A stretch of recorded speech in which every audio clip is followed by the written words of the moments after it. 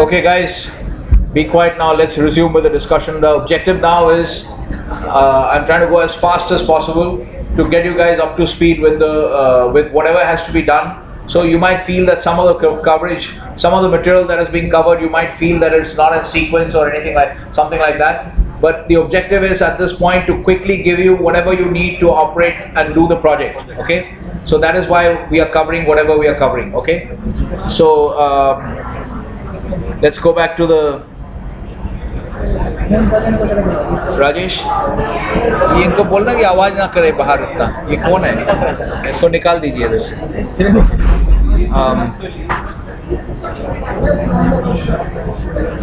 Okay, guys, let's get back to the technical notes. See which parts. Okay, so where we left off yesterday, we were discussing. Actually, we went down all the way to the section on basis risk, and in our discussion we started our discussion. Okay, guys, please no talking. Okay, be quiet. So we started our discussion of outright position versus spread positions, and to do that, we went into the section on basis risk. Is everyone clear about these two ideas? Outright versus basis. Outright versus spread. Okay, let's go down. Yeah, so we go down here. So let's try and understand a few more points here. So we gave the example yesterday of the airline, that is. So what is the natural position of an airline with respect to jet fuel? Short. Okay, so the natural position or underlying position, or sometimes people call it a structural position, is short in the case of an airline. They're short jet fuel. So one of the things they might do as a hedge is to buy crude oil futures. Okay, in which case now if you look at their net position, okay, including the underlying position plus the hedge position.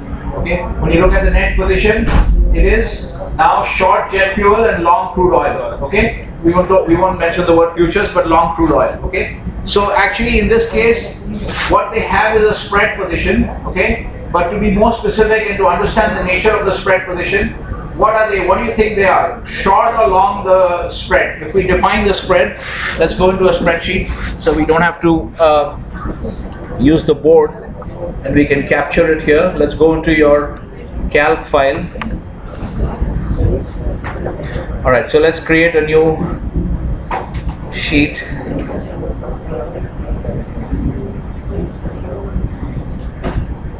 Okay, so let's just I'll just create a new sheet, then later on I'll name it. And so this sheet is already shared with you, and then let's just try to understand this position. Okay, so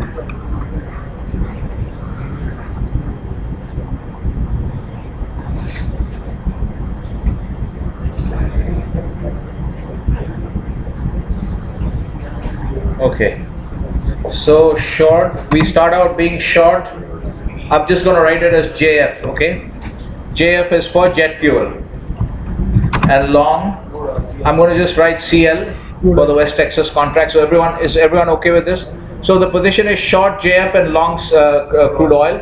Okay, and in particular, what we are going to say is that the airline is, we say that airline is, we'll see whether they are long or short the spread. Okay, so the airline has a spread position. Okay, we'll see whether they are long or short the spread. First, we have to define the spread. The spread is defined as yeah, so we will just define the spread as JF minus CL. Okay, so that means, so let's say if the JF price is say 85 and then the crude oil price is 80, so the spread is 5. Okay, so again we are going to use the same logic that we used earlier with respect to underlying positions. Okay, so let's just write this here as JF, and this is CL, and this is our spread. Okay, or we can call it S position, SP for spread position. Okay, so this is what we have. Now let's just copy this down a little bit. Alright, now let's say, so what we have to now determine is, so it is not sufficient or not sufficiently elegant to say that the airline's spread position is short jet fuel and long crude oil. We need to be able to say it in a more elegant way. We are going to have to say either whether they are short the jet fuel crude oil spread or they are long the spread. Okay, so we have to first define the spread. You can also define it as CL minus JF, it's up to you. but you have to be consistent. Once you define it in a particular way, you have to be consistent. Okay. So we are defining the spread as JF minus CL. So now we are required to make a statement to be very specific. Then we have to say what is this airline's position, because they were naturally short jet fuel. They bought crude oil futures as a hedge. So now we are saying they have a spread position, and we have defined the spread already. So the only thing that remains for us to do is to specify whether this airline's position in the spread. Now the spread is like a market, just like dollar yen is a market. Okay, Microsoft common stock is a market. Now the spread becomes like a market. So with respect to the spread, now we have to make a statement whether this airline is short or long. Okay. So what do you think, guys? Is it short or long? The spread.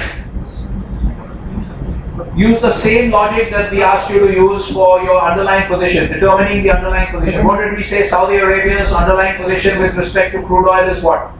Long. Long. Why is it long? What is the logic? But the price of the fuel is increasing, and they are Completed? holding back. They are holding the price, and the price of the fuel is increasing. That's why they're long. No. That's not the complete logic. What is the complete logic? Yes, Gaba, you want to try? What is it? Everyone knows Saudi Arabia's structure. US is restricted, so they are always in surplus of crude oil. No. That's not the logic. Holding their position as the price of No. You again. This is what you have to remember. That's what I mean by understanding concepts. What is the question? The question is what is Saudi Arabia's underlying position with respect to crude oil? Everyone knows the answer is long, but you have to give the justification. That should be very simple. Everyone should have got it right. We discussed it yesterday. Why is their position assessed to be long? Because we see that when the price goes up, they benefit, and when the price goes down, they lose money. When the price goes up, they make money, and when the price goes down, they lose money. So this is how the logic should be given when you ask this question. That we know that Saudi Arabia, when the price of oil goes up, they will benefit, and when the price of oil falls, they will lose money. So what is the type of position that behaves like that? Long position. The short position is not going to behave like that. It's only the long position that will behave this way. That when the market goes up, you make money, and when the market goes down, you lose money. So only a long position behaves like that. Therefore, their underlying position must be long. Is this clear? Like a math proof. So you have to remember it logically. Okay? We have already discussed this logic. This is very important to understand, so that in any future case where you are given any particular underlying position, you ask the question, okay, what is Japan's underlying position with respect to crude oil? So you need to have some contextual knowledge, obviously. You need to know whether Japan is a net importer or net exporter. But then the way you figure it out in terms of the final answer is this logic that I've given you. Is this clear? Okay. Alright, so now let's apply the same logic. So this logic is very important. You can use it in every kind of situation to figure out the position. So now the question is, we come back to this question of what is the spread position that this airline has with respect to the jet fuel crude oil spread as we have defined it. Are they short the spread or are they long the spread? Short. So this applies this logic. Short the spread. Asking me or telling me? Telling me. Okay. Why are they short the spread? Because they are long crude oil, but it is not exactly that. I've already given you the logic. It's just simple. It's like a math. Once you learn some procedures in maths, how did you learn maths in school? You were taught how to multiply matrices. We will use your brain every time. No, you already know the procedure. Once you see these in a particular pattern, you just apply the logic. So when the price increases, they will face a loss, and when the price drops, they will. Okay, and in this case, what is the price? How have we defined the price here? Jet fuel 85. No. Because what is the market that we are talking about? We are talking about the spread. Now the question is with respect to the spread market. Because their position is in the spread. They no longer have an outright position in jet fuel or in crude oil. They have a spread position. So the question that I'm asking is with respect to the spread. So the market itself is now the spread. It's as if you go here. See, you can see the difference between the two prices. The difference is not constant. Okay, it's as if you took a measure of the difference at each point. There are so many data points in this time series chart, right? So as if you recorded the difference at each point, and then removed the blue line and the red line, and separately drew a green line just representing the difference. Are you following what I'm saying? Okay. You can do a separate green line, forget the blue and the red, just take the blue minus red difference, and plot it as a green line on the same time scale, right? So that is, now we are talking about that market. We are talking about that green line spread market, okay? So the question is again back to the spread market. What is this airline's position now in the spread market? Are they short the spread or long the spread? Short. Short. Why?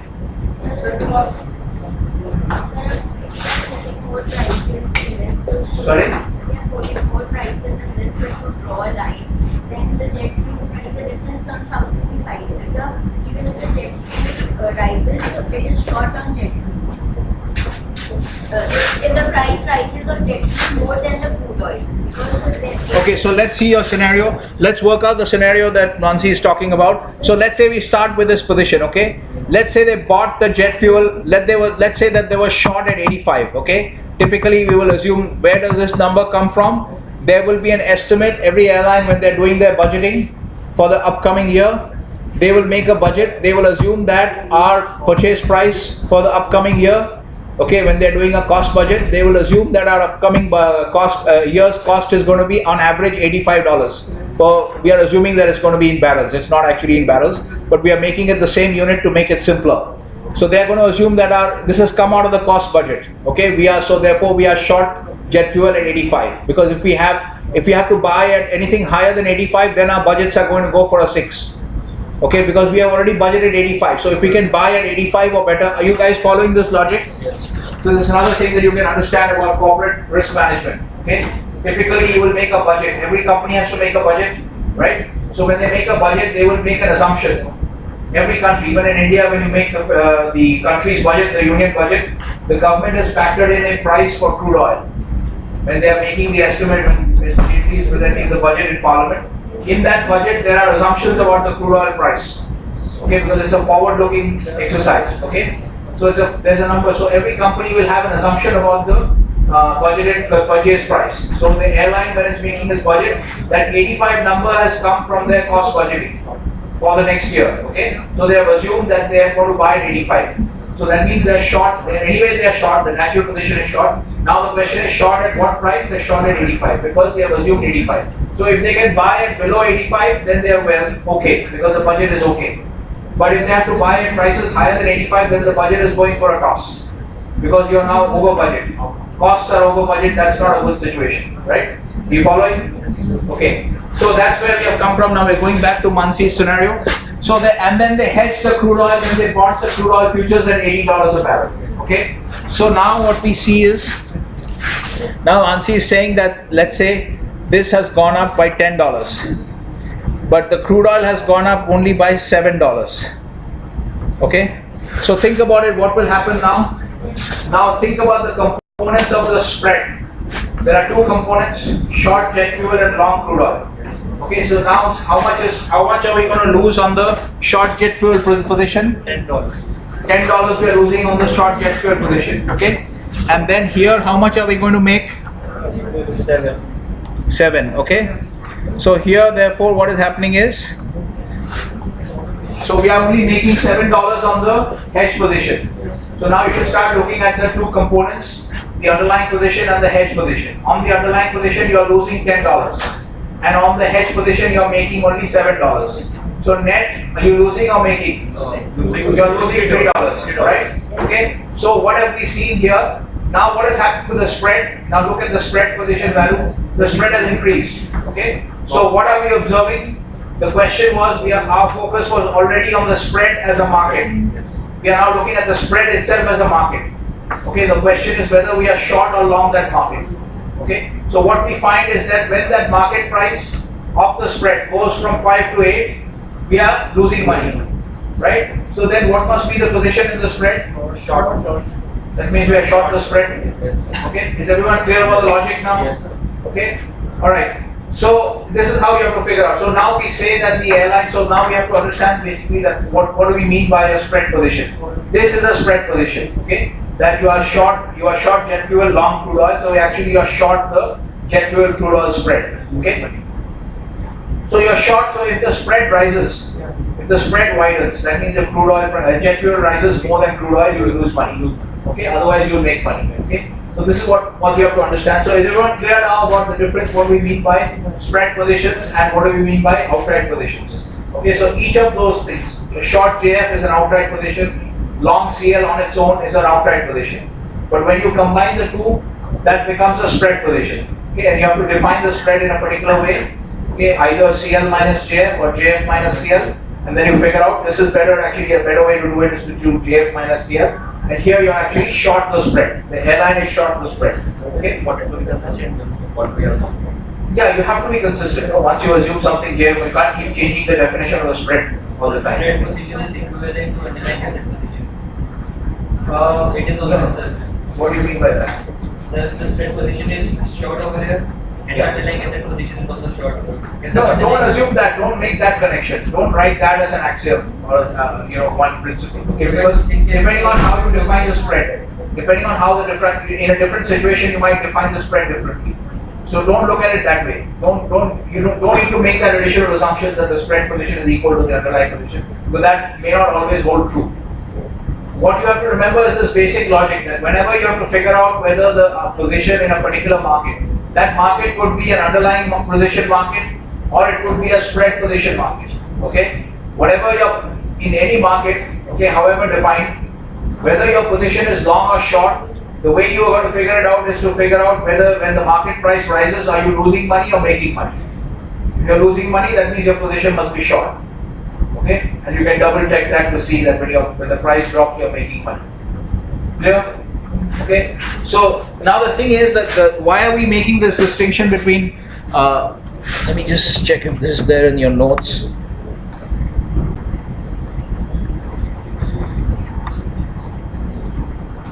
Okay, we'll check that later. If it's not there, I'll just write it.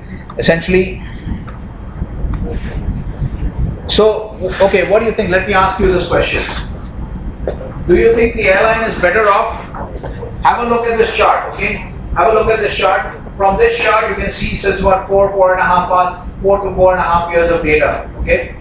From this chart, you have a sense of, just look at the movements in the jet fuel price, okay? Over this 4.5 year period. Okay, have a look at the focus on the blue line, that is the jet fuel price. And then imagine, okay, we haven't done this, we have to do this exercise, but imagine that at each point you're taking the difference, okay, noting down the difference, and then plotting the difference as a green line, okay, or whatever color you want to use. So, yeah. Okay, first thing is you focus on the how volatile is the crude oil, is the jet fuel price. Okay, get a sense of it. We're not looking at the actual number. The actual number is very simple. You would just take the standard deviation of a series. Okay, you already know how to do standard deviation. So you would just have, if you had the data, we don't have the numbers actually with us. But if we had the data, we would just run a standard deviation on that blue line. Okay, that would give you a proxy for the volatility of the series. Okay, so now imagine. So first part is clear. Okay, the second exercise is. Now imagine that at each point you're noting the difference between the blue line and the red line. Okay, basically the spread.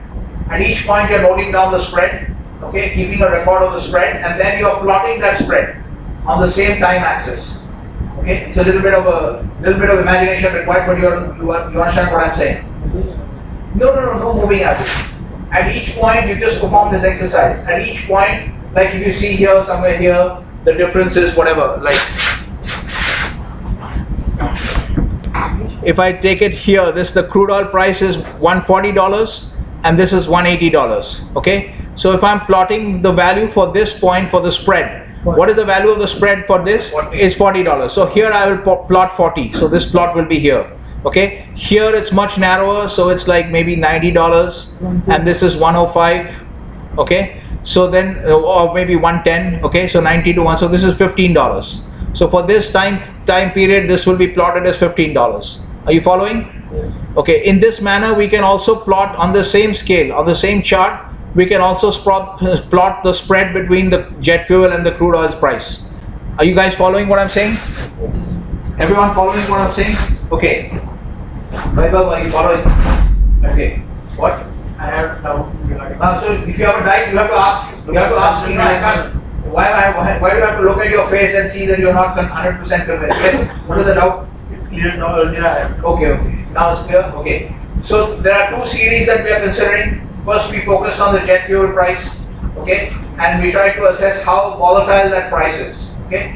And then we are imagining that we have a spread position, that we have a spread price plot as well. So we can take the difference between the blue line and the red line and plot it as a separate line, okay? So my question to you now is that if now in finance in general, we use volatility as a measure of risk, okay? I personally think there are better ways to measure risk, but that is a very well accepted definition, so you can go with that to start with. So volatility is a measure of risk, and you can just take volatility as standard deviation, okay? Alright, so a standard deviation of this series is a little more detailed, but we can just take standard deviation as an initial understanding. So if volatility as measured by standard deviation is a measure of risk, okay? So what did you see in the situation? You saw that initially the company had a short position in jet fuel, okay, by virtue of being in the airline business. Then what the company did was they hedged it by buying crude oil futures, okay. So my question is, do you think the company, and now what do they have? They actually have a spread position. It's not that they don't have any position at all or any risk. They have a spread position, okay. So now, do you think that the company's risk has actually reduced as a result of the hedge? Like initially so my question, another way of framing the question is, which position is riskier? The short jet fuel position or the short spread position? You saw that they had two positions, right? Initially, when they did nothing to hedge, they had a short jet fuel position. So one of the options they had was, let's not hedge. Let's just keep it like the way it is, okay? Let's not hedge. That's one option. No one's going to put you in jail if you don't hedge, okay? So it's just that you're running some kind of risk, okay? So that's one option that they have. They don't hedge at all. And the other option that they have is that they hedge fully with crude oil futures, okay? The entire volume of purchases for next year, let's say whatever they're buying, say 1,000 barrels, okay? So the full 1,000 barrels they have hedged using, let's say it's a bigger number, let's say 100,000 barrels. So they hedge all of that with crude oil futures contracts, okay? So they're 100% hedged. So we are looking at two options: 100% hedge versus zero hedge, okay? So which position is riskier?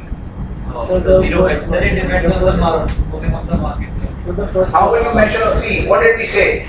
My question is, which position is riskier? Sir, as you said in the last class, Which is short jet fuel position? Yeah, what is riskier? the first one. The first one. So the Bangshu is saying the jet fuel price, the volatility of the risk, the short jet fuel position is riskier. Okay. So this answer can be given in a very, I'm not saying he's right or anything, but if you want to frame the question, it's very simple now because I've already told you what is the measure of risk. Okay, we said that volatility is a measure of risk and standard deviation is a proxy for volatility. Okay, so then if we imagine that we have the data, okay, we have only the visual data here, but we don't have the numerical data. But if we imagine that we have the numerical data, it should be quite easy to answer this question, because what are you going to do? You're going to just say, because the question is, everyone's clear about the question, which position is riskier? The short jet fuel position or the short spread position? You remember the spread? Yes, sir.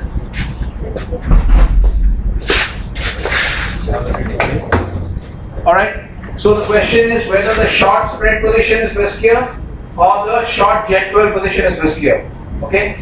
So the answer should be very easy in terms of process. Think of the process. So you're saying you're also agreeing with the Bangshu, the short jet fuel is easier. Yes. You're not agreeing. You think the short spread position is riskier. What is the answer that you have? Because the riskiness will be assessed according to the market. So as you said in the last class, that when the underlying position is hedged by the actual position, then there is no meaning of the underlying position. The underlying position hedged by the? So now that we have the crude oil long position, that is the actual position, the hedge position. Yeah. So now when we have the hedge position, then the underlying position has it has no validity. The underlying position. Yeah, I mean it's being transformed because it's now a spread position. Yes, sir. Now we have a spread position. Yeah. So the underlying in any way the market moves for the underlying position, it is not affected to the underlying position. Now we have to only see the hedge position. No, you're not understood the question. Let me just repeat the question. I'm not, see, the question is, see, they have two options. The company has two options. They can either decide not to hedge at all, which means they stick with the short crude oil position, short jet fuel position, and they run their business. Okay? So whatever happens to the crude oil, they'll just live with it, whatever happens to the jet fuel price. That's one option that they have. The other option that they have is that they can hedge it and move to a short spread position, where the spread is defined as JF minus CL. These are the two options. Okay? So it's always either or. I mean, so either you choose one option or the other option. Now, if the reason for choosing is just risk reduction, okay? If the criterion for choosing between the two options is only risk reduction, you just want to know which one will reduce my risk. Okay, that's all you're interested in. So, depending on, so you have a fork in the road, you have two paths. Either you can be 100% hedged or you can be 100% unhedged. Okay? So if you're 100% unhedged, then you're short the jet fuel market. And if you're 100% hedged, then you are short the spread. Yes. JF minus CL. Okay? So the only way, how do I take this decision? We are saying that the companies. You are asking my risk will be lowered or not, or which option is riskier? Same question. It comes to the same question. Whether your risk will be lowered, that means if you choose the one with the lower risk, your risk will be lowered.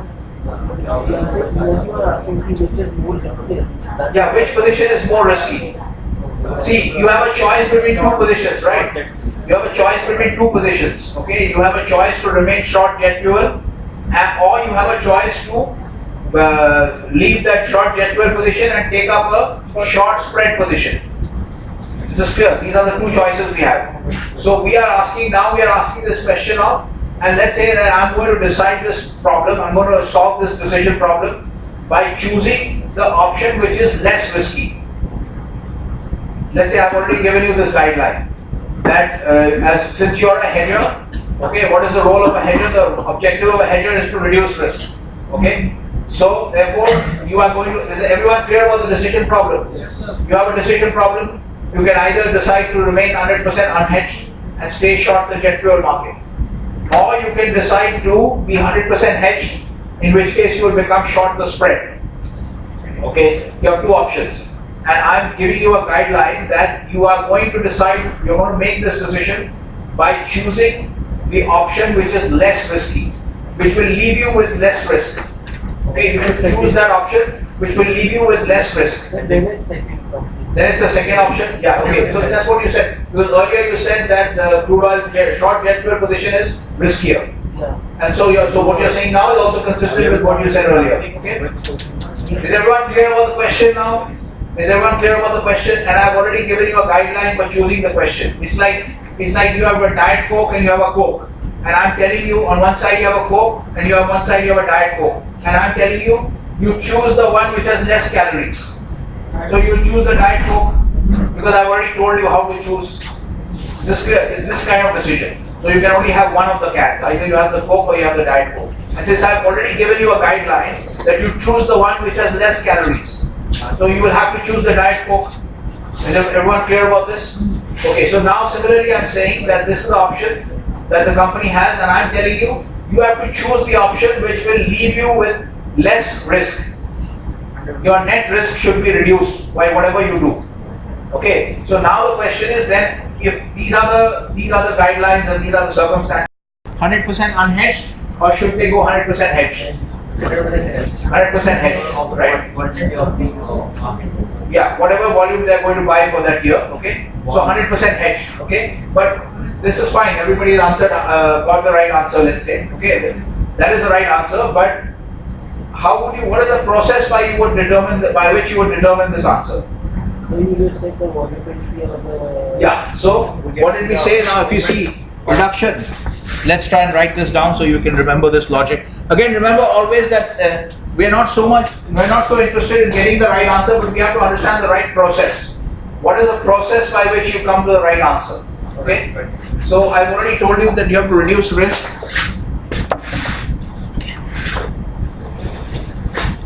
So let's say the objective is reduce risk. Okay.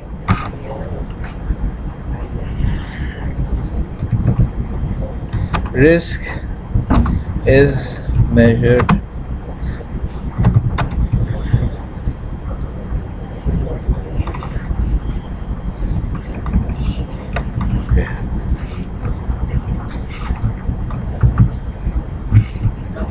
Okay, let's just write it in loose terms.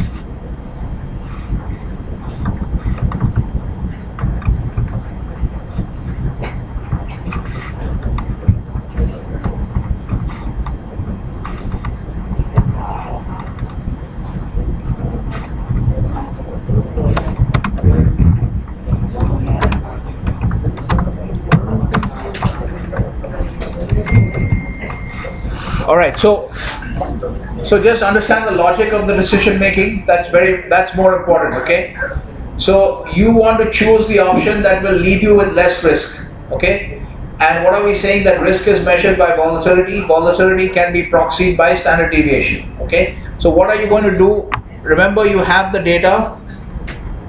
Now volatility can be proxied. The standard deviation is just a statistical measure. If you have the data series, you can compute the standard deviation. Okay. So let's look at this now. So what are you going to do in terms of process? You're going to line up the blue series. Okay, we imagine we have the numbers. We just line up the blue series in a column. Okay, and then you take the standard deviation of the blue series, and then you line up the green line, which is the imaginary green line which we have drawn, which is the blue line minus the red line. Okay, because that is the spread price. Are you following? The blue line minus the red line is the spread price. Okay, so we are going to then separately line up in the same spreadsheet. Another column we will line up the green line, which we are saying is blue line minus red line, which is the spread, the value of the spread. Okay, we will line up the spread. Obviously, for every value of the blue line, we can also get a value of the green of the spread position, because we have the red line also. We can just do a minus and get that value. Okay, so then you line up the green line as well, the spread position, the prices for the spread prices, and here you have the jet fuel prices in one column. You take the standard deviation of the two columns, okay, and you will find that the standard deviation, which is going to have lower standard deviation, which do you think will have lower standard deviation? Visually, you can tell me. Visually, you look at the spread, which is you can see the spread. You can imagine the green line being the blue line minus the red line, plotted as a separate green line on this chart. Okay, now imagine that you are taking the standard deviation of both the blue line and the green line. Which will have lower standard deviation? Yes? Crude oil? No, crude oil is not even involved in this, actually, as such. We are only looking at jet fuel versus the spread. The spread will have lower volatility. Okay, you can check this for yourself by taking, so the green line you will find, okay, you can imagine, you can see it visually from here also. Just imagine that space between the blue line and the red line, okay, that is the spread price, okay. So if you imagine that you plot that, okay, on the same time scale as a separate green line, you will find, and then you will look at the numbers, you look at the actual numbers, you will find that the green line, the spread will have lower standard deviation. Okay, the spread will have lower standard deviation. So in these types of situations, for these types of spread like crude oil versus jet fuel, then soybean meal versus soybeans, okay, those which are related products, okay, typically the spread will have a much lower volatility, much lower standard deviation than any of the outright prices. So if you compare, now we have 3 time series we can see on this. We can see, you can imagine 3. So we have the blue, the red, and then we have the green, which is the blue minus red. Okay. So if you line these up in columns, okay, and you take the standard deviation, you will find that both the blue and the red, the standard deviation is much higher than that of the green line. That is the spread position. Okay. So this is the nature of spread position. That is why we make a distinction between outright. So you might wonder, why are we making a distinction between outright positions and spread positions? Because so generally the kind of spread, we don't look at a spread between, say, jet fuel and dollar Swiss. Okay, so typically when we look at a spread position in the oil market, we would typically look at jet fuel versus crude oil, okay, or gasoline versus crude oil, something like that. Okay, so there will be some relationship, or soybean meal versus soybeans. Okay, so when you crush soybeans, you can get soybean meal and soybean oil. Okay, when you take soybeans and you crush them, then you basically produce soybean meal and soybean oil. So you can look at the spread between the soybean price or the soybean meal price. So when we look at spread positions, these are normally taken as related positions. You don't do, like as I said, jet fuel versus dollar Swiss franc. You don't do that kind of spread. That's normally not what we consider as a spread position. Okay. So there has to be some kind of relationship in general. Okay. So this is basically, so the point we are understanding here, the point of all this discussion is basically to make you understand that in general, okay, so first be clear about the process, okay, because risk we said is volatility, volatility is proxied by standard deviation. So to figure out if any particular, what is the risk level in a particular market, all you have to do is line up the prices in a column and take the standard deviation. Okay, that will give you a proxy for the how risky that market is. Okay, so generally outright positions will have higher. So here now we have to deduct marks for Dipanshu and Giri. There's still too much talking going on. Okay, all right, guys. Now who will keep the score? So we'll do the deduction. Scorekeeper. There's too much talking going on. Okay, so is everyone clear about this now? So the learning that we have at the end of the day is that generally outright positions will be much more volatile and risky than spread positions, where the spreads have some kind of reasonable, the spread is taken between two prices which are reasonably related to each other, like jet fuel and crude oil. Yeah, this is basically why you have, this is how you hedge, and that's why if you go back to our original question, and so always remember the process, okay? How did you figure out which position? If you go back to my original question, that what should you do? Should you go 100% hedge or should you remain 100% unhedged? If 100% hedged, if I've already given you objective, your objective is to reduce your total risk.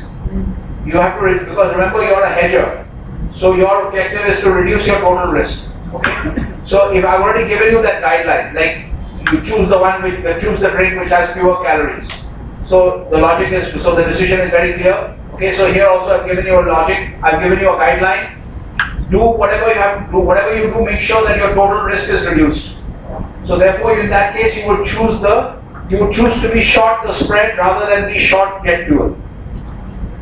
Is this clear? Because the spread will have lower standard deviation than the outright position. So the outright position is the short jet fuel position, okay, and the spread position is the position where you are short jet fuel and long crude oil, which means you are short the jet fuel crude oil spread.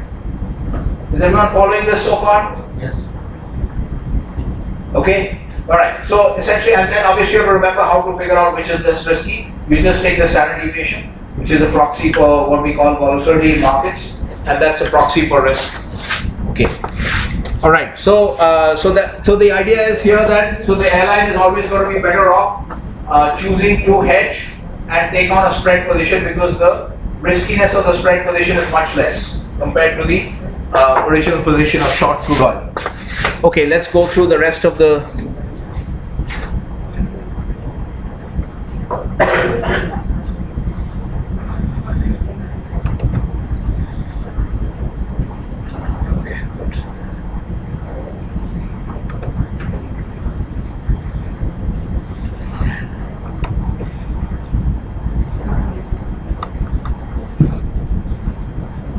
Okay, spread positions. Now a couple of other things that we need to be in a couple of terms which we want to know.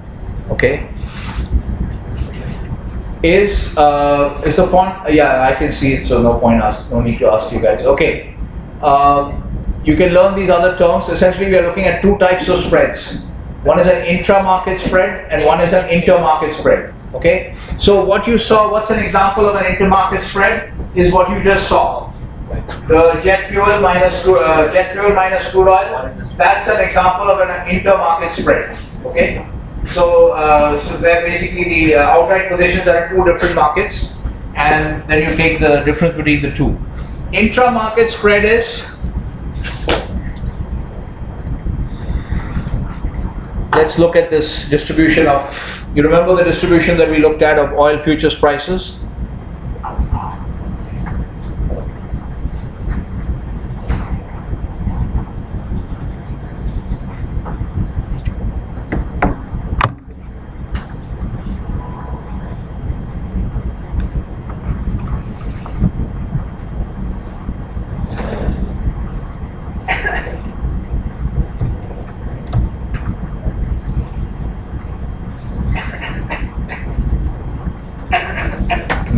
what is this?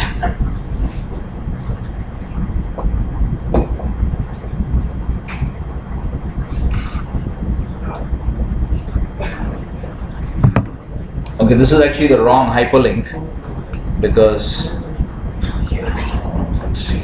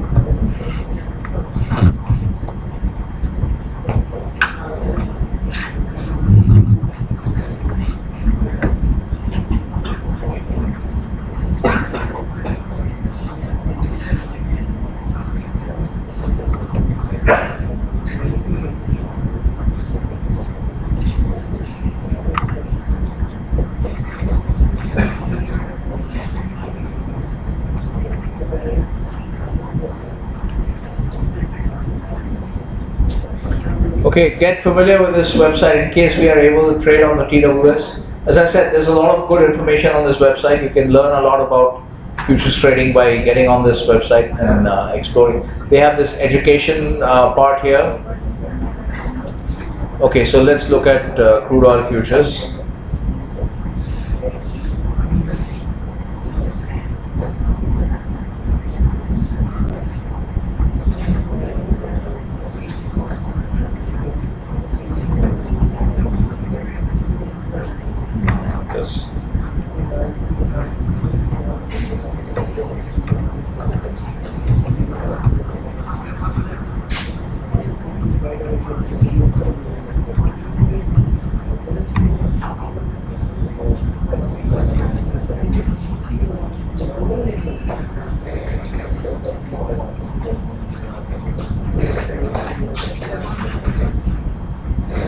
Okay, guys. Now this is took us a long time to get this chart, this page loaded up because I had actually put in the wrong hyperlink.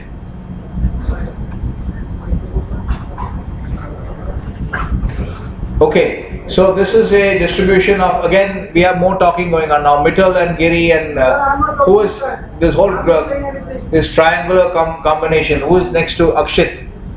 Akshit is in the same group. No one is talking. How is that possible? You were just looking at each other.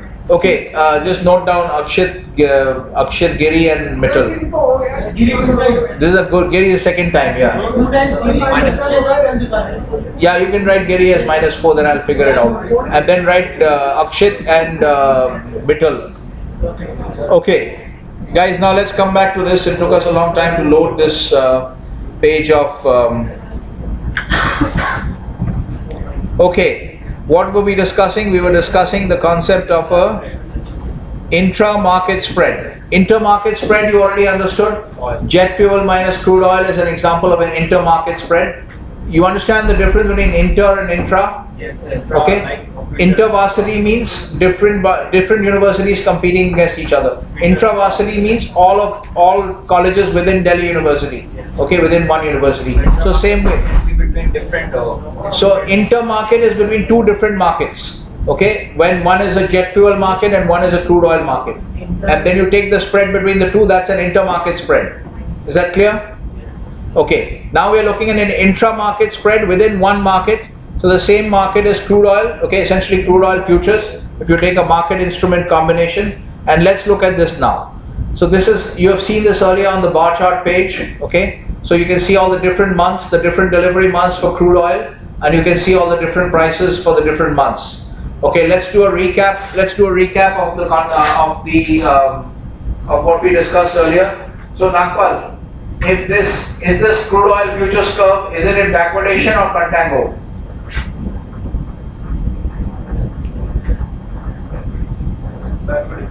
Why is it backward? That is, I heard Ayush telling you that it is backwardation. Why is it backwardation? Now for that also you would ask him. Why is it backwardation?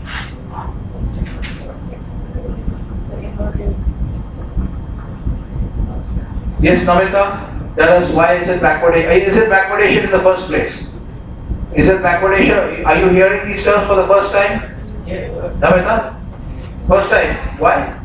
Haven't I discussed this in the class? Yes, sir. Yes, sir. You were absent. So, but you have to listen to those. The class is there either in audio or video form. So you have to catch up, right? Okay, who will answer? Who will? Middle. Is this in backwardation or contango? It's in contango. Why?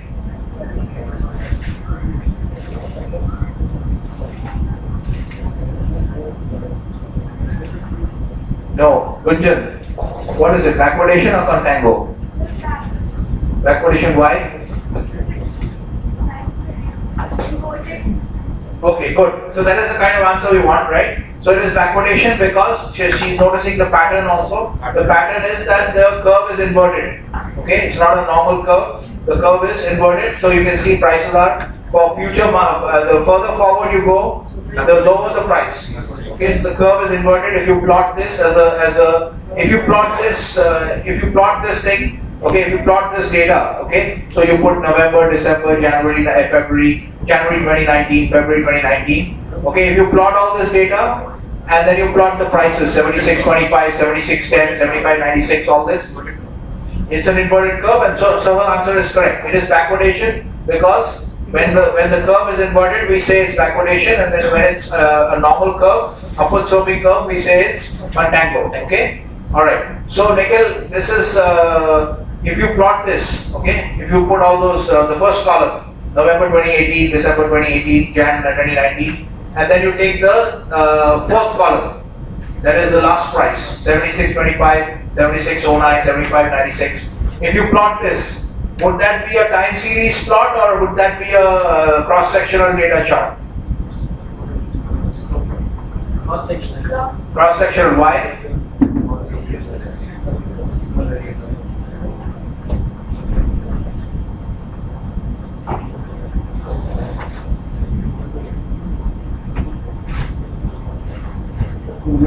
Okay, Kanika, is it cross-sectional? Is my question clear?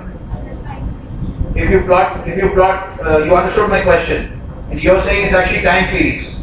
Why? It's plotted for different time periods.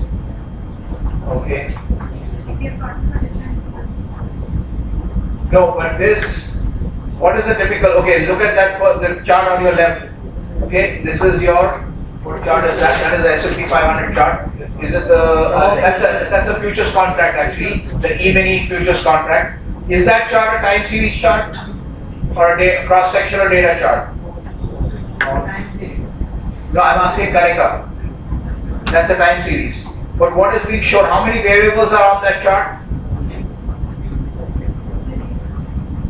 How many variables are on that chart?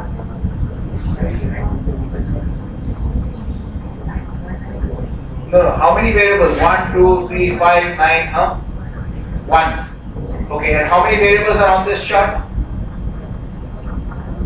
1.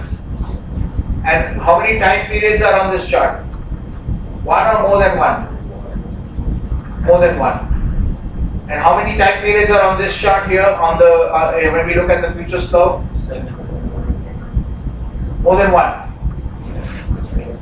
Yes, Arjun. This is a cross-sectional. Yeah. This is a cross-sectional data series because they are different variables at a point of time. This is a future price for different periods of time.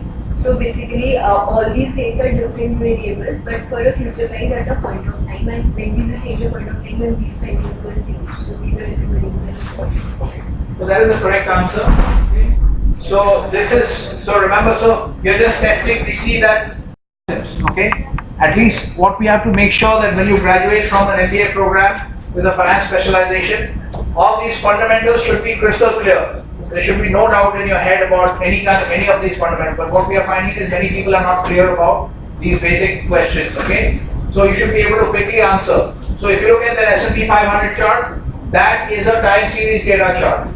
Because you have one variable and it is plotted for multiple periods of time. I can't see what the year is, but obviously the latest period is today, and that looks like it's probably from the middle of last year. It looks like from what I can see from the picture, it looks like the middle of last year. The drop is basically the drop in early January that we had today, in this year. Yeah, so that is probably around the middle of 2017. So that data range is from the middle of 2017 roughly towards to today. Okay, and that's just one variable. That's a time series chart on the left of the projector screen because it's one variable and it's plotted for multiple periods of time. It's like if I take Vaibhav's temperature today and then every day I take this temperature and then I make a plot.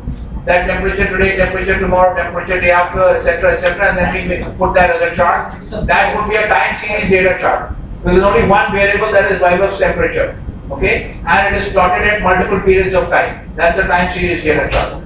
This, as Achal correctly explained on the projector screen, this is actually so all of you guys, Kanika, Nagpal, Nikhil, all of you guys, please make sure you understand the logic. This is a cross-sectional data chart. Okay, it's just like a yield curve or a implied volatility term structure. This is a cross-sectional data chart because each of those contract prices are different. The reason those prices are different is because the settlement dates are all different. Okay, the delivery dates are all different. That one is in November 2018, one is in February 2019, one is March 2019. So these are all different variables for our purposes. Okay, because they will all move differently. The prices are also different and they will all move differently. Okay, so these are different variables. You are taking a snapshot. Now if I take everybody's temperature in this class and I record it as temperature at 4:15 p.m. on Thursday and I show everybody's temperature, that would be cross-sectional data. This is clear because everybody's temperature is different variables, so we have 58 different variables. Okay, of course there's so many absences, so we have only 25 variables maybe. Okay, but that's all at a point of time, the snapshot at a point of time. That would be cross-sectional data. So this is an example of cross-sectional data because we are taking a snapshot. As you can see, these prices are changing. So every time the price changes, you've got a different snapshot actually. Okay, because the time period is different also. The point of time is different. Okay, so that was just about recaps. What were we talking about? So we made a little bit of a detour. We went into a detour to make sure that people are clear about the concepts that have already been covered. So we were talking about intra-market spreads. Okay, so the market here, intra-market means within the same market. The market is the same. It's crude oil. Okay, and in particular the instrument is, the market instrument combination is crude oil futures and West Texas Intermediate crude oil futures. And now we're talking about intra-market spread. So now if I put on a position, let's say, where I'm long, you're always allowed to do this, okay? If I buy November and I sell February, okay? One of the things you can do is you can independently buy November contracts, okay? No one's going to stop you. You can independently also buy February contracts, Feb 2019, and you can also independently buy November and sell February. Okay, so this is also another option that is available. So if you did this last one, which is buy November, sell February, that will create a. So first, let's go back to the example contrasting between the outright position and the spread position. If you did the first one, which is buy November, okay, that's an outright position. Only buy November. Separately, if you do only sell February 2019, that's also an outright position, outright short position in this case. But if you combine the two, then if you buy simultaneously, you buy November and sell February. Now you have a spread position. You no longer have an outright position, you have a spread position. Okay? So typically this will have, again, it will have the same characteristics of spread position, which means now if you look at the spread position and how much the value of the spread position changes, it will move much less than either of the outright positions. Okay, so if you look at the volatility of crude oil prices, okay, it will be kind of the same. If we have actually moved away from that.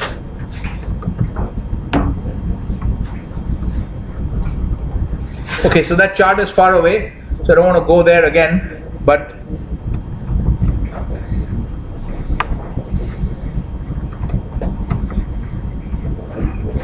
the point is everyone clear about this? Remember, we already discussed this earlier, right?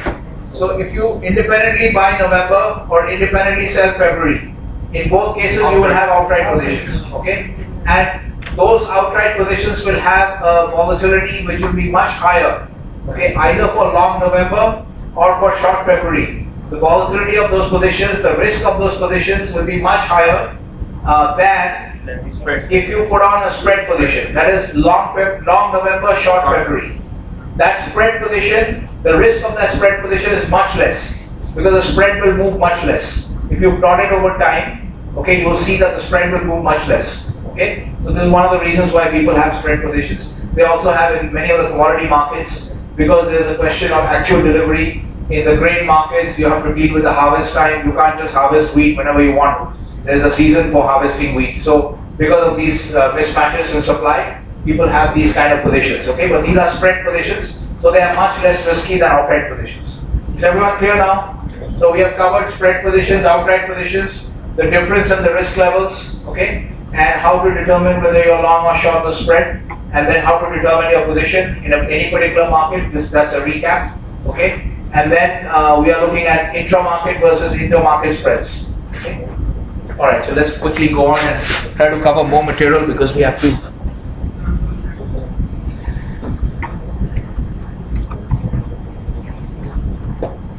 Okay, we have time. All right, let's see. This stuff you guys have already covered. Okay. Risk definitions, okay, this you can just just do this on your own. I think this part we can cover a little bit later because it's not so important. Just do the reading on your own. I mean, it's not important in the sense it is important, but it doesn't directly affect our project. So we can skip it. I want to just make sure that I get you started on the project.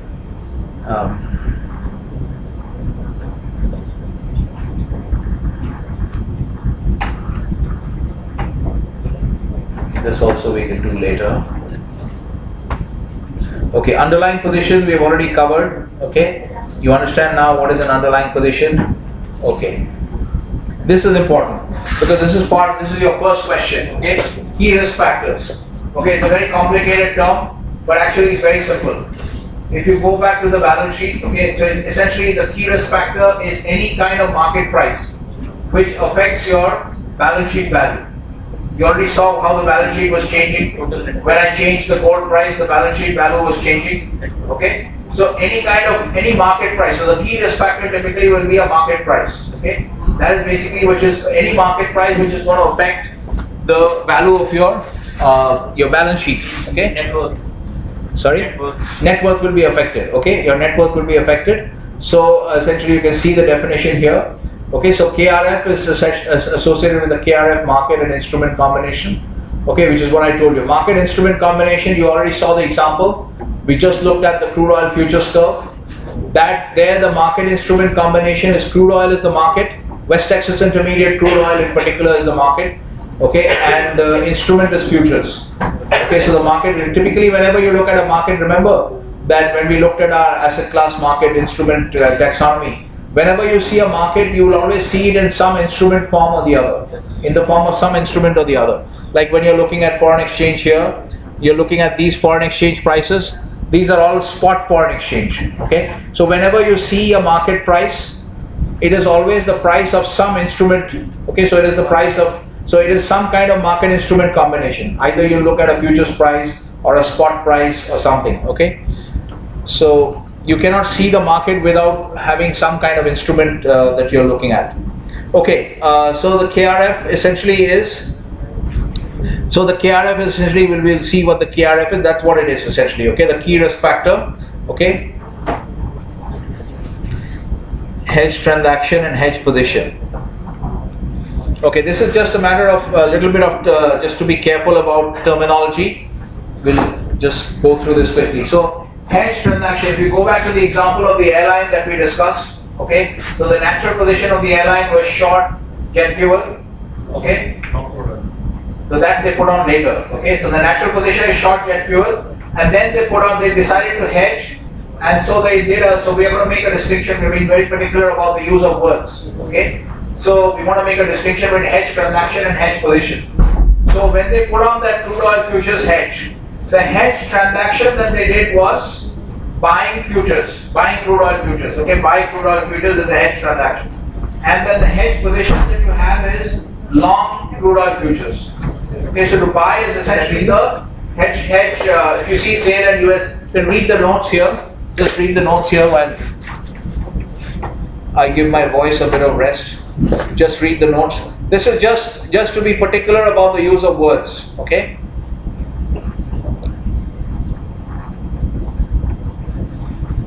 So sale, because I've noticed many people are not particular about the use of words. Okay, most of you are not particular about the use of words. So we have to be very particular. Hedge, to buy or to sell, is a transaction. Okay, that you buy, you have a sale of US dollars, purchase of CHF. That's a transaction. And the position that you end up with is short US dollars or long Swiss. Okay, so that's what we mean by these two distinctions. This particular distinction: hedge transaction. Basis risk we have already covered. I think we have covered most of the types of hedging programs we can come to later.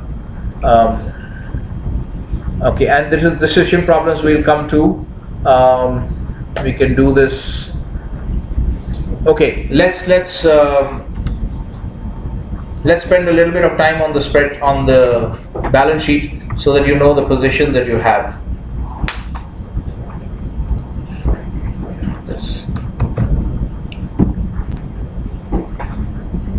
Okay, what is the underlying position now for this company? Go back to the balance sheet. Is anyone having any problems with this case? Understanding this case? You are able to understand clearly? Okay. So what you will find in this case, we will have to spend a lot of time on this. It will take a lot of time to cover. We will have to spend several sessions on this case. So, but in the past, I think most of the cases you would have finished it in 1 or 2 sessions, right? But here we'll have to spend a lot of time on it. So let's quickly test our concepts, our ability to understand the concepts. So what is Magma's underlying position with respect to gold?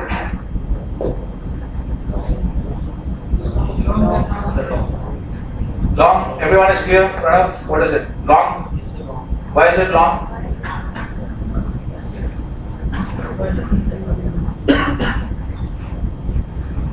What is the logic we just gave you? How do you answer these questions? Why is it long? Why is it short? Or even how do you come up with your answer? There's a process to be followed. Yeah? Yes, Chabra? Why is it long? When the position is long, then the private increasing will be earning the profit, and when it will be reducing, will be keep allowing. Yeah. Okay, so Pranav, that is the logic you have to use. That you know that you already done this exercise yesterday. That when the price, in this case, you know that if you increase the price of gold, you will earn a profit because you have gold inventories. Okay, the value of your inventory will go up. And then if the price of gold drops, you will have a loss. So then you ask yourself, what kind of position behaves in this way? That when the market price goes up, you make a profit, and when the market price drops, you make a loss. So it's a long position that behaves. So remember this logic, because if you try to just mug up things, you will forget. But if you remember the concept and the logic, you will never forget it in your life. You agree or not? Yes. Okay. So similarly, what is the underlying position in gold? Sorry, we started with gold. In copper? But we are coming to that. So in copper, also long? Okay, so if we increase the copper price, okay, it will increase the value of the inventories. Okay, I hope everybody is clear about we did some testing of the accounting concepts also yesterday. I hope everybody is clear about that. Okay, that net worth is a residual. Okay, so net worth is your total assets minus outside liabilities. Outside liabilities is all forms of debt. Okay, so you can't change the value of your debt. You can't tell your bank that my inventories have dropped in value, please reduce your loan amount. Okay, you can't tell them that. So that remains fixed. So if you make a profit, you get a larger residual. If you make a loss, you have, basically you have a loss, your net worth goes down because you can't change the outside liabilities. Okay, everyone's clear about the residual part? Okay. So oil, what is the underlying position in oil? Long. Okay, it's all clear. Okay, now let's come to the underlying for the dollar yen. Short dollar yen. We are short dollar yen. Okay, so let's test it. So, okay, so Sahil is saying we are short dollar yen. Okay. Okay, so first remember the concept of the KRF market. Okay, now again here what is going on, there's another, just do another deduction. Middle and Bola and Solanki. Just write down minus. You just, yeah, whatever, middle is -6. Middle, Bola and Solanki, just write down the thing. That's okay, that I'll figure out later. You write the names, the three names together. So the first round was Akshay and, Giri and Devanshu. The second round was Giri and Akshay and Mittal. Just write down the names like that. First you write Giri and Devanshu, then you write Giri and Akshay, and Mittal. Then third row you write Mittal and Solanki and Bola. Okay, so now the question is, what is the position? Okay, what is the position in dollar yen? Okay, so first let's understand, okay, let's apply the concept of the key risk factors. One of your questions in the case is, what are the key risk factors? Okay, so let me just, here I'll just help you out.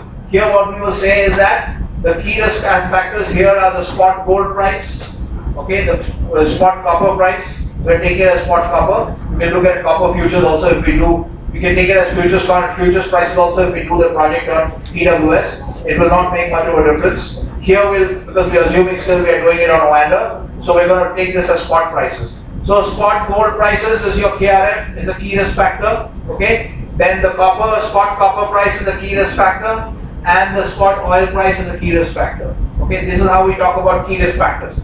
Key risk factor essentially is nothing but some market price which is going to affect the value of your balance sheet. Okay, but we want to be familiar with this term. Okay, so here when you come to the liability side, in the case of these, what you have on the liability side, the particular things that should concern you, remember we said that you have to be aware of that this particular balance sheet is in US dollars. So you have to be always aware, in corporate risk management, you have to be always aware of your balance sheet currency. In this case, your balance sheet currency is US dollars, okay? So the moment you're looking at the liability side, if you have a dollar loan, then you're not so worried, okay? Then you have to again look at it whether it's fixed rate or floating rate. But per se, a dollar loan at a first level is not a concern. But the moment you see liabilities, you're a dollar balance sheet person, and you look at liabilities and you see yen loan, Aussie loan, immediately there's a red flag, okay? Because you have a risk, you have a currency risk, because there's a currency mismatch. You have loans, and remember your revenues are also all in US dollars. Your revenues are also in US dollars, and information is given in the case. The revenues are all in US dollars. You have revenues in US dollars, but you have liabilities in yen and Aussie. Okay, that should immediately be a red flag that you have a risk there. You have a currency exposure. Okay, so therefore you are, in particular what we will say here, continuing with the concept of key risk factors, your spot dollar yen rate, actually it will be a forward dollar yen rate because when the loan matures, but for the purposes of simplicity, we'll take it as the spot dollar yen rate, okay, and we'll keep rolling the position. So dollar yen FX rate is a concern, that will be a key risk factor. Okay, we'll explain, is everyone clear about that? Because you have a dollar balance sheet, you have dollar revenues, and you have loans in yen. Okay, so therefore the dollar yen exchange rate is a problem. Okay, so so here we'll say that the dollar yen rate, we'll take it as a spot rate. The dollar yen spot rate is a key risk factor. Okay, similarly the Aussie US spot rate is also a key risk factor because you have dollar revenues and you have an Aussie dollar loan. Okay, so if the Aussie dollar appreciates, then you'll have a problem. Okay, so because your liabilities will go. So now therefore another key risk factor is the Aussie dollar US dollar. Okay, so but since we are going with the key risk factors, let's also identify the last one. Is there any other key risk factor that we have left out? So far we identified 3 on the asset side. We have identified 2 on the liability side. From the information in the case, is there any other risk factor that we have left out?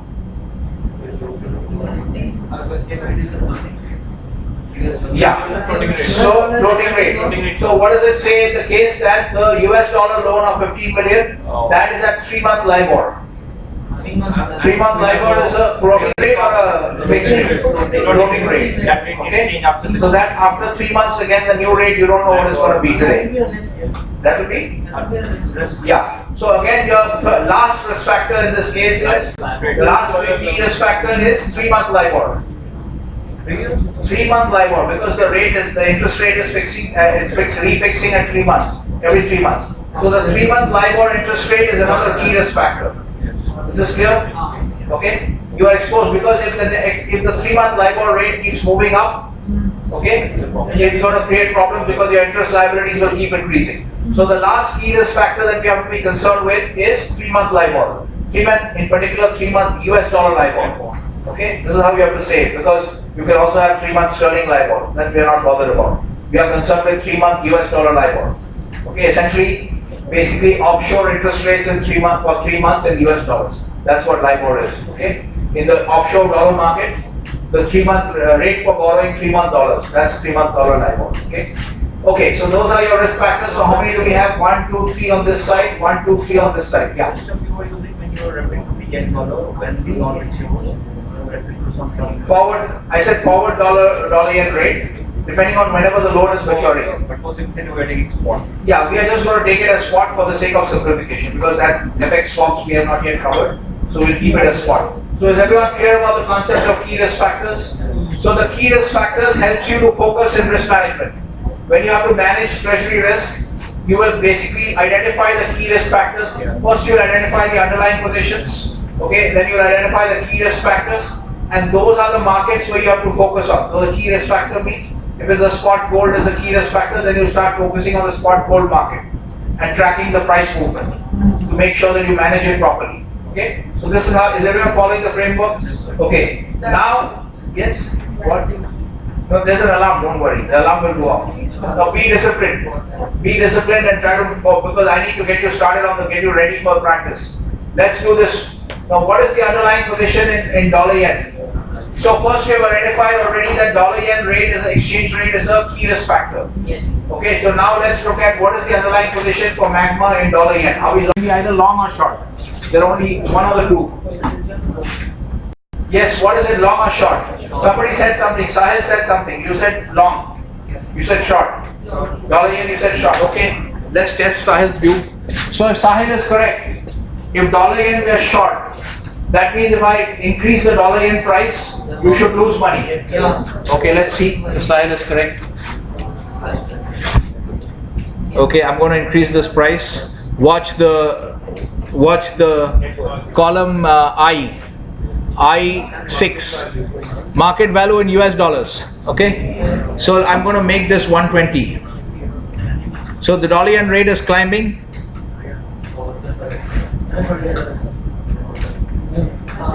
What happened to the market value? Did it go up or down? What up? It went down. What happened to the market value? It was 13 something, right? What? Monthly? 27 figures. 1 minute. I asked you to focus on cell number I7. I7, I don't know if you guys can see at the back I7. Essentially market value in US dollars for the yen loan. It was 13 something. Let's do it again. You want to do it again? Yes.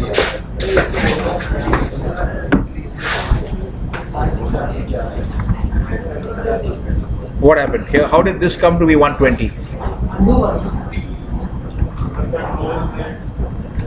Oh, sorry, I did Control Y. Control Z. Okay, guys, now notice this 13.2. Okay, the rate is 13.45, is 13.2 is the market value. I'm changing it to 120 now. Dollar yen is rising from 113 to 120. What happens to the market value? It goes down. Okay, so 1 minute. We are testing Sahil's assertion that the underlying position is short dollar yen. So if he is correct, then if the dollar yen rate rises, he should lose money. Okay. What happened to the market value of your dollar value? Remember, this is a dollar balance sheet. So the dollar value of your liabilities has gone down. So is that a good thing or a bad thing? If the dollar value of your liabilities, remember you're earning in dollars? Yes. Okay, so if I have a student loan which is at okay, whatever the dollar value of my student loan, if I'm earning in dollars and I have a certain student loan, if the dollar value of my loan goes down, isn't it better for me? It's good for me, it's like making a profit. Okay, so then Sahil's statement is not correct because we raise the market price We raised the market price. He said we were short the market. We raised the market price and we found that we are actually making money. Is everyone in agreement or not? What did Sahil say? Sahil said we are short dollar yen. We identified dollar yen as a key risk factor, and he said that, so then obviously we have to also be aware what is our underlying position. We need to be aware of our underlying position, otherwise how will we know which way to hedge? So his statement was our underlying position is short dollar yen. So to test his position, what did we do? The rate was 113, 20, whatever, 45. We increased the rate. Okay, so if he was right, then when the market price goes up, here the market price went up from 113.45 to 120, then we should have lost money if his statement was correct, but actually we are making money because the dollar value of the liability has fallen. Okay, so we are making money. So that means what must be the position? If the rate goes up and we are making money, then we must be long. Okay, think about it intuitively also. What is happening here? Dollar yen, when the dollar yen rate drops, what is happening?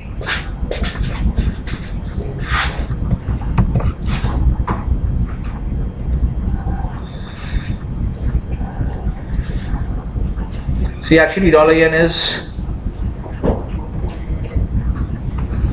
okay. As the dollar yen rate is rising here, on the right hand side of the chart, what is happening? The yen is strengthening or weakening? The yen is weakening, okay? So yen is weakening and your loan is in yen.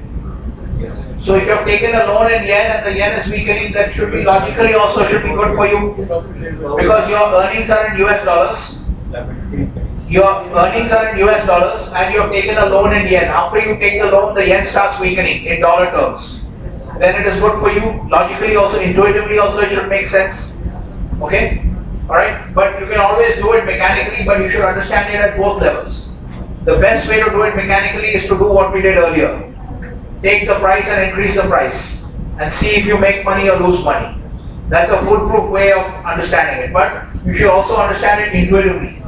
In the first part of the chart, when the dollar yen is falling from 113 to 110, on the left hand side of the chart, okay, from July onwards, mid July, when it is falling from 113 to 110, at that point what is happening? The yen is strengthening or weakening? Strengthening, okay? Now that is a concern. If you have a liability in yen and you're earning in dollars and the yen is strengthening against the dollar, then it's a problem. You're losing money. Is this clear? That means you're long, essentially. Is everyone clear about this? Okay. So similarly, think about it intuitively. Let's go back to the Aussie dollar. What is your position in Aussie, spot Aussie? Spot Aussie means AUD USD. Okay. So what is your position in spot Aussie? Long. Long? Okay. Let's test it. Who's saying? Riya is saying long. She doesn't want to be caught. Now one sec. Who is long or short? Okay, let's test long. If it's not long, then it must be short. Yes, sir. Okay, so if we are long, then I'm going to reduce the price. I'm going to reduce the price and then note the dollar value of the liability is 14.4, 14.5. Okay, I'm going to reduce the price. You said we are long, right? So let me make it 60. What happened? 1 minute. Let's go step by step. Don't jump. So, did the dollar value of the liabilities go down or 1 minute? 1 minute. We'll finish the discussion. Okay. We'll finish the discussion so you know your positions. Okay. 1 minute. 1 sec. What happened to the dollar value of the liabilities? It went down. That means it's good for you or bad for you? Good for you. It's like making a profit. And what did we do to the rate? The rate dropped. So the market price fell and you made a profit. That means your position is short. Okay? Here you're short Aussie. Again, if you remember, so in this case your underlying position. So this is important to understand that the underlying position in the Aussie is short, in the dollar yen is long. So you should be clear about the logic. Okay? How to figure out the logic. How to apply the logic and figure out where your underlying position is. Okay? So we'll come to the dollar LIBOR. Anyway, we can't manage LIBOR risk on winder. So now you have to start thinking because your project will start within a couple of weeks. Okay? Now you have to figure out the logic. You have to start doing the opposite. Remember, you have to hedge this balance sheet. Dynamically hedge the balance sheet. prices will keep moving around. Now you know your underlying positions. Okay? So you're long all these commodities, that means your hedge positions will always have to be. Remember the hedger, what is the hedger's first position? First transaction, total risk has to go down. So you can't buy. Your first position can't be buying. Because you're already long 10,000 ounces. So you can't buy. Your first position, first transaction has to be sell. If you sell 5,000 ounces, then you can buy back 2,000 ounces later. But initially you have to sell. So your net position cannot be over the existing position. So we'll continue with this, but start practicing already, okay? Now you know what you have to do. You know your positions. You know your underlying positions, okay? And you know the markets that you have to follow, okay? So start practicing already what you have to do.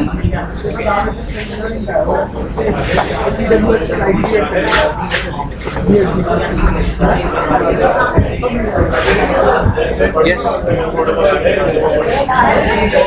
Sir, we have created 2 IDs on TWS. Why 2? Why not 3? We have to create 3 IDs. I told you to make 3 IDs. No? And 1 on 1 now. One on one, that's fine. One on one, that's